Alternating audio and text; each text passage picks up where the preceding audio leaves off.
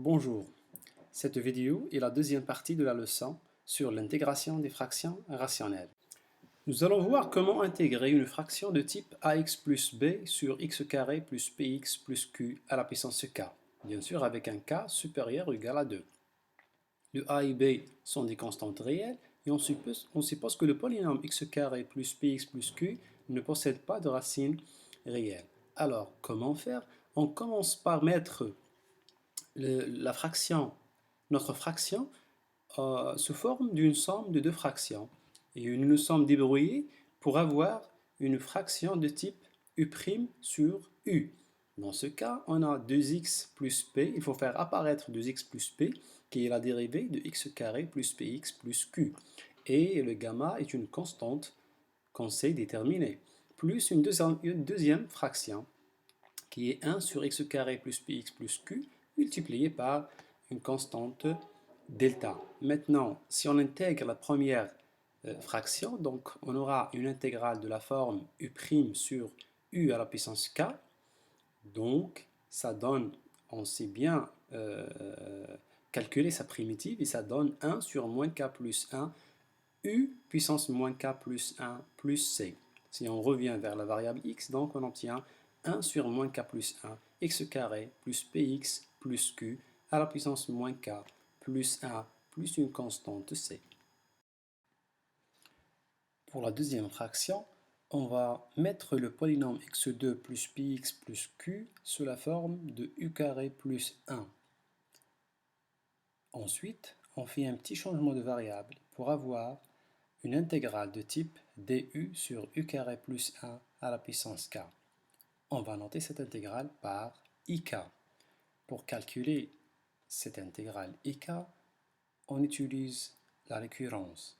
En effet, une intégration par partie permet de passer de ik à ik-1.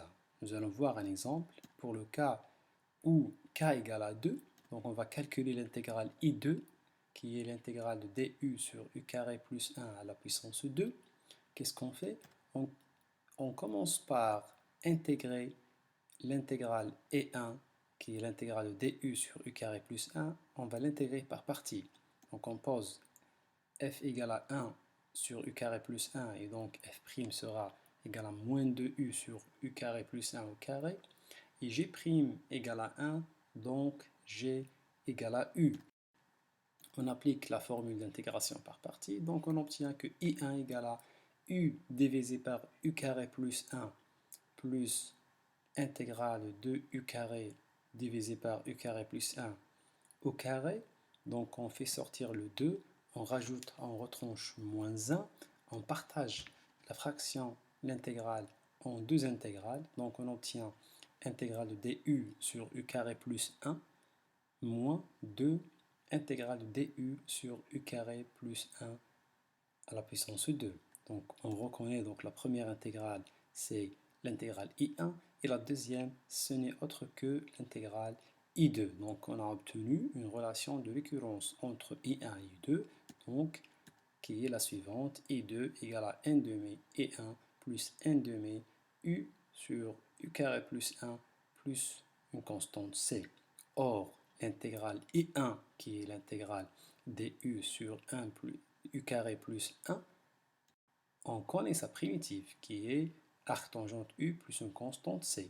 Donc on remplace dans la formule de i2, on obtient donc l'intégrale i2 égale à 1 demi arc tangente u plus 1 demi u divisé par u carré plus 1 plus une constante.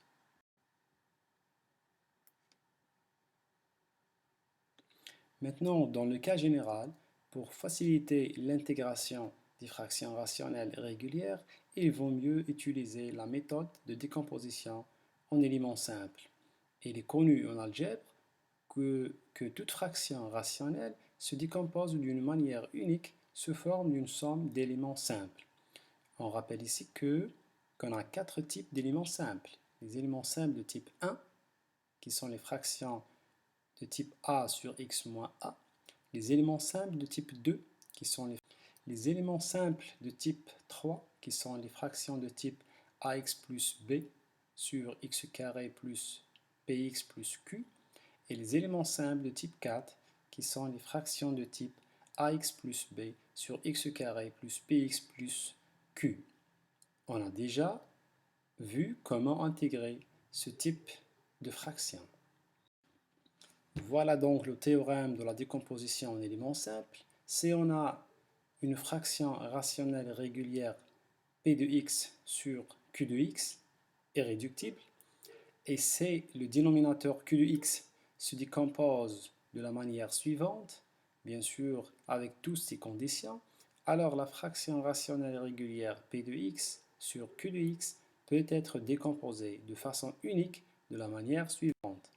Donc P sur Q sera égal à la somme des fractions qui sont des éléments simples de type 1, de type 2, 3 et 4.